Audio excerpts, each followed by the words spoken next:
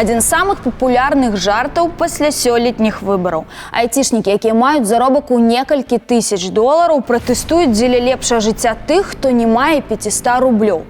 Апошнія лічаць іх праплачанымі адмарозкамі. З аднаго боку, айцішнікі сталі ў авангардзе пратэстаў, у тым ліку кіберпартызанамі, а з другога масава з'язджаюць з Беларусі. Наколькі важную ролю адыгрываюць айцішнікі ў беларускай эканоміцы? Наколькі істотны іх адток з Беларусі і пры якіх умовах магчымае вяртанне? І з дапамогай якіх перадавых лічбавых тэхналогій стала магчымая беларуская рэвалюцыя? У эфіры перадачы «Шчыра кажучы», сёння мы пагаворым з прадстаўнікамі айці-сферы. Быў міліцыянтам, стаў праграмістам. После начала политического кризиса пошел отток из многих сфер, из государственной, из силовиков. Был такой, прям целое движение войти в IT, перейти в IT. Ці знішчаць улады беларускі сектор IT? Киберпартизаны, контроль за выборами, инфраструктура солидарности. Эти продукты были созданы волонтерами. Тут не было каких-то огромных корпоративных бюджетов. Як ствараюцца і дзейнічаюць лічбавыя тэхналогіі беларускай рэвалюцыі.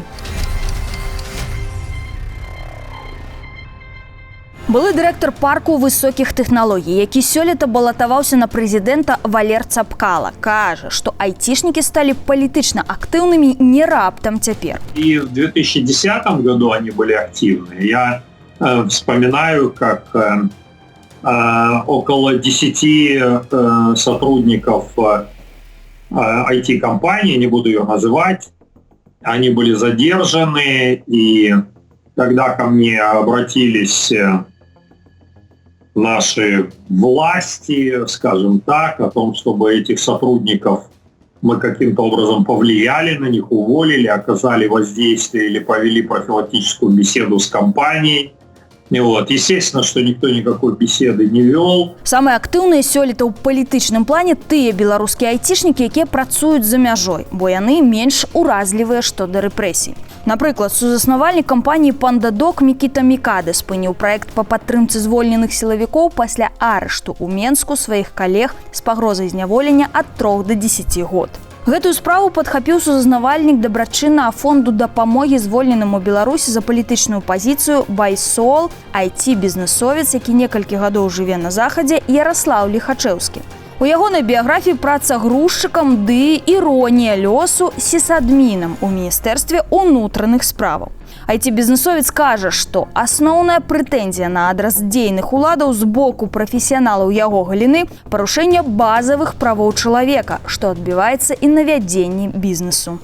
Проще говоря, риски для международных инвесторов инвестировать в белорусские компании повышаются настолько, что сейчас все эти процессы сильно затягиваются, и коллегам приходится придумывать решения, как вывозить офисы либо ключевых сотрудников в безопасные страны, где можно было бы продолжать работу над своими проектами. Айцішнікі ўключыліся ў палітыку яшчэ да прэзідэнцкіх выбараў. Дакладней, менавіта з-за іх. Пры штабе экс-кандыдата ў прэзідэнты банкіра Віктара Бабарыкі былі распрацаваныя унікальныя лічбавыя платформы «Голас», «Зубар», «Сумленныя людзі» для кантролю за празрыстасцю галасавання.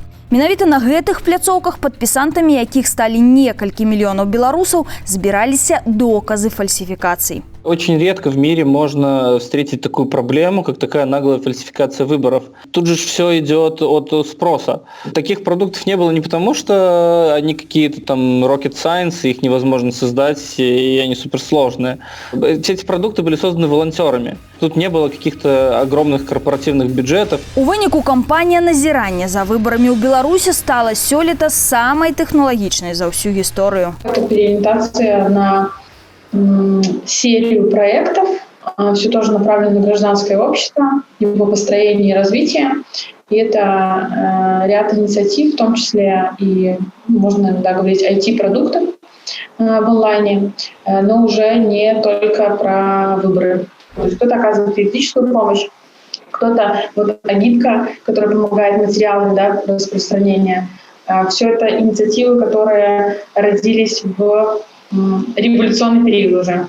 Вот. И дальше мы сейчас запустили проект «Пиромен», и видим, что там уже порядка 150 инициатив, проектов белорусов, которые решают насущные проблемы, коллаборируются, чтобы запускать IT-продукт. Вот сейчас Марш приложение, не знаю, слышали или не слышали, тоже, по сути, рожденный вот сейчас под потребности текущее общества IT-продукт. Пастаянна з'яўляюцца паведамленні пра міграцыю паасобных айцішнікаў і рэлакацыю IT-кампаній да краін суседзяў, якія прынялі адмысловыя праграмы прыёму беларускіх спецыялістаў. Аднак статыстыка сведчыць, што, напрыклад, у жніўні і верасні ў нашай IT-галіне наадварот зафіксаваны прыток кадраў. IT-аналітык Іван Ведзенін заўважае, што гэтаму папярэднічаў веснавы адток, таму маецца хвалевы эффект. С начала коронакризиса произошел легкое замедление деловой активности, связанное прежде всего, что для айтишников заказчики на Западе, там снизилась активность, меньше заказов, произошли там увольнения, сокращения и так далее. Произошло, с одной стороны, восстановление, тренд, а с другой стороны, после начала политического кризиса пошел отток из многих сфер, из государственной, из силовиков. Было такое, прям целое движение войти в IT, перейти в IT. И, конечно, часть людей, наверное, уже начали включаться, и это в том числе как некая ответственность компании помочь трудоустроить людей, которые остались без работы. Былы кіраўнік парку высокіх тэхналогій, які сёлета балатаваўся на прэзідэнта, Валер Цапкала, кажа, што IT-арыентаваных працоўных у Беларусі магло быць нашмат болей, калі б не палітыка Александра Лукашенко. У нас на развитие, по-моему, и на поддержку промышленных предприятий, неэффективных государственных предприятий, государство потратило за 25 лет около 50 миллиардов долларов США. То есть если бы хотя бы 10% из этих денег было направлено на поддержку среднего и высшего образования, я думаю, что мы, если не международного стандарта имели бы сейчас это, то, по крайней мере, приближающийся к международным стандартам. То есть я могу, наверное, вспомнить и назвать еще довольно много факторов, которые будут влиять в том числе и на уровень развития отрасли IT. Фінансава і палітычна незалежныя людзі аўтаматычна масава пачынаюць займаць грамадзянскую пазіцыю. Гэта можа быць адной з прычынаў, чаму дзейныя ўлады перашкаджаюць развіццю бізнеса ў іншых сферах эканомікі, мяркуюць аналітыкі. Обычно диктаторы, они бьют людей по пульсу. То есть если держать человека в бедности, а желательно в крайней бедности, то он тогда становится очень сильно зависим от начальника, одного, второго, третьего. Это первое. И второе, он не может проявлять никакую гражданскую активность, потому что он прекрасно понимает, что проявление любой гражданской активности чревато потерей работы. А у него нету вот этой подушки безопасности, в соответствии с которой он мог бы позволить себе потерять эту работу. IT-сектор называлі драйверам эканамічнага росту ў Беларусі. У 2019 годзе ён забяспечыў 6,2 ад 2. Это амаль як сельская, лясная і рыбная гаспадаркі. 6,8. У Беларусі да выбараў працавала каля 55 тысяч IT-спецыялістаў і каля 1500 IT-кампаній. Некалькі сотень з іх вырашыліся на поўную або частковую рэлакацыю. Пераезд кампаніі дарагая справа, кажуць адмыслоўцы. Конечно, это дороже. Переаллоцировать их куда-нибудь там в Латвию, это в 4 раза дороже, в Польшу в 2 раза дороже. В Украину, наверное, примерно, в 1,5 раза дороже будет. Польша, Литва, Латвия и Украина, она, конечно, имеет преимущество, конечно, прежде всего то, что это переаллокация, она происходит в относительно близком географическом пространстве и в относительно близкой культурной среде. То есть адаптация в Украине, адаптация в Литве, в Латвии, она гораздо более легкая. А вось індывідуальны пераезд айцішнікаў ужо набірае абароты. Паводле вераснёўскага апытання айцішнага парталу dev.by 54% беларускіх айці-адмыслоўцаў хацелі б застацца ў краіне, але з'едуць пры пагаршэнні сітуацыі. 33% ужо запланавалі ад'езд. Падрабязней пра ўмовы працы ў Беларусі і суседніх краінах, а таксама пра палітычныя і бізнесовыя настроі сярод айцішнікаў мы пагутарылі ў студыі, шчыра кажучы, з кіраўніком кампаніі «Прас» Мікалаем Тамашевічам. Ці думала калі-небудзь ваша кампанія пра рэлакацыю? Ці думае зараз магчыма? Думаем, конечно, і думалі і раней. Пачалі думаць пра гэта ў жніўні якраз. Якія плюсы і мінусы пераезду? Ужо ж, напэўна, глядзелі, параўноўвалі, аналізавалі? Спачатку пачну з мінусаў. Гэта натуральна кошт. Таму што, канешне, розныя кампаніі, якія прапануюць рэлакацыю, яны прапануюць не зусім зразумелы сервіс. Яны прапануюць рэлакацыю збольшага ў дапамозе аформіць дакументы. А ўсё ж такі самая асноўная праблема – гэта кошт пераезду, пераезды сотруднікаў.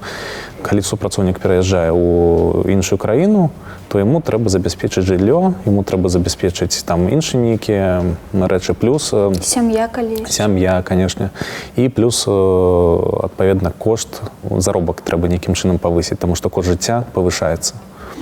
А гэта ўсё, канешне, не вельмі цікава для кампаніі. Плюсы тое, што там супрацоўнікі могуць спакойна хадзіць па вуліцы. Ну, хаця гэта і мінус, таму што калі кампанія з'язджае, губляюцца ўсе надзеі на перамены да лепшага, і мы фактычна як бы здаемся ідэалагічна. І я не пра сябе кажу зараз, не пра кампанію, а пра кожнага чалавека, які думаў, што тут нешта можа змяніцца ў жніўні.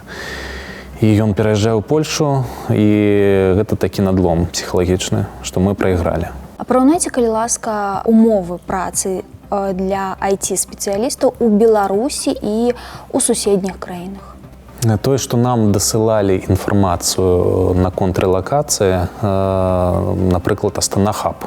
Яны зараз актыўна запрашаюць да сябе розныя кампаніі. Нават можна не адкрываць там фізічную кампанію, а проста так юрыдычна прысутнічаць. Гэта звычайна амаль тое ж самае, што ў нас.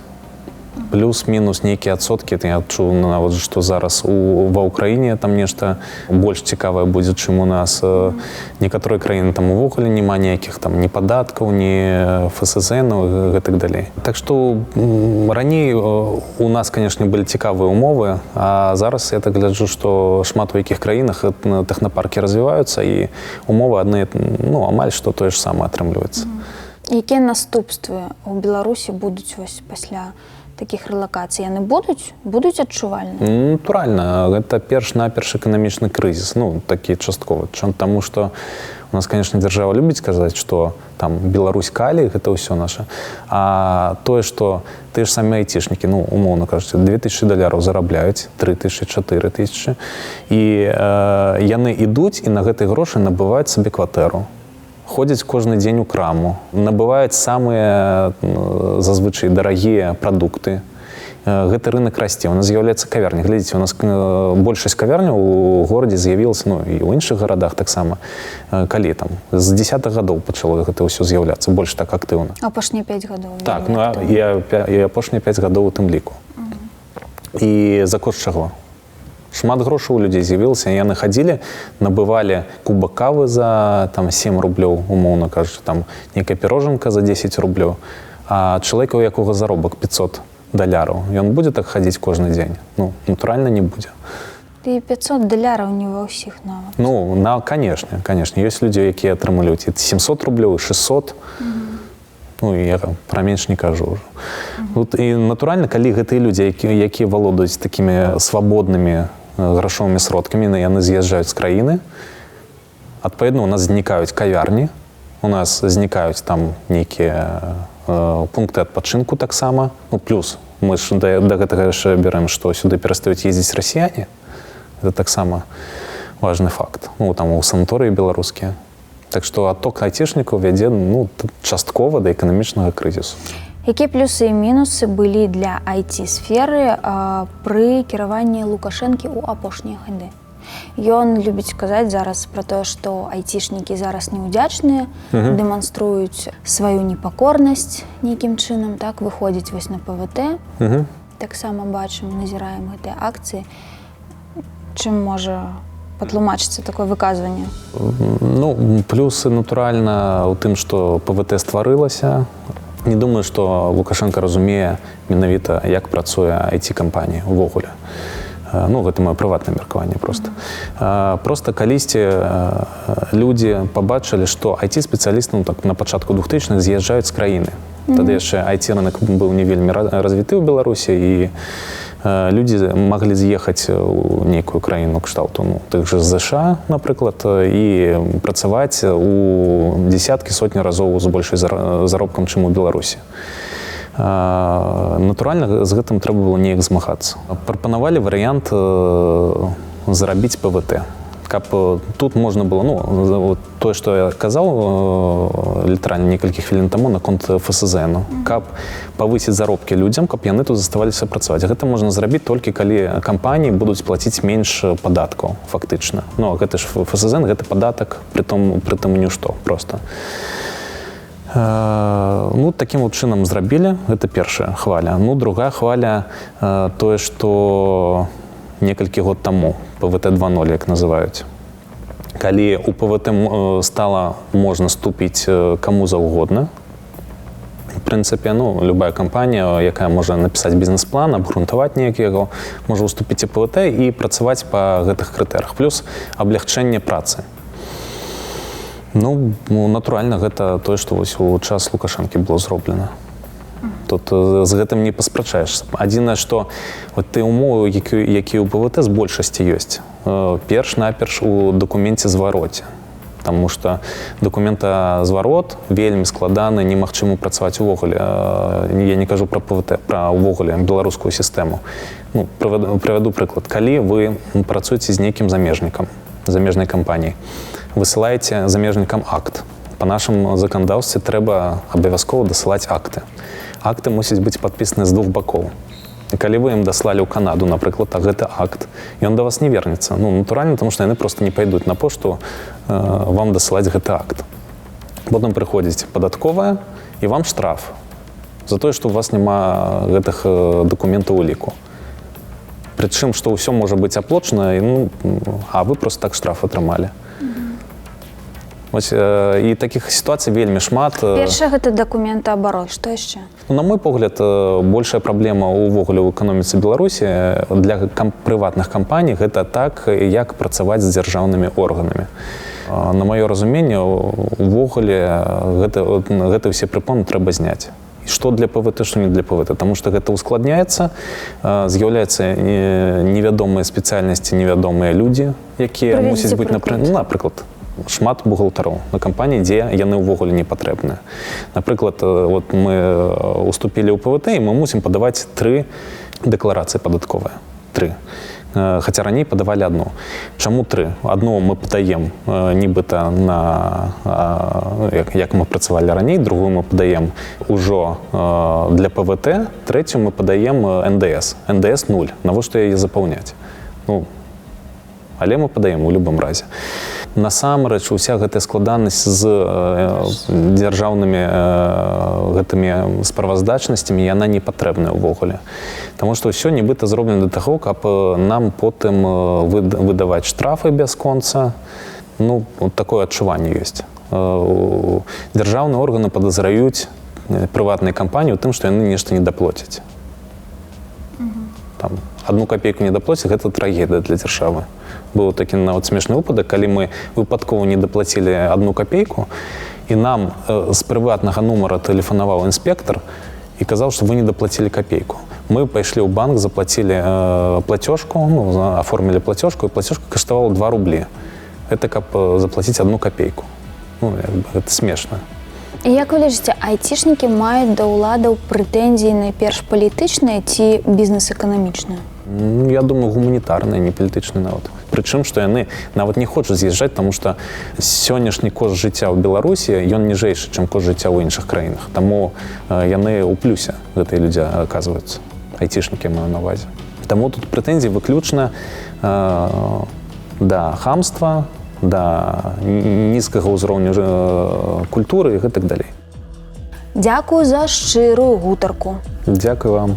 Чарговыя допыты ключавых удзельнікаў актуальных палітычных падзей у праграме «Шчыра кажучы» вы можете паглядзець таксама на Смарт ТВ і ў групах Белсату на Ютубе ды ў сацыяльных сетках.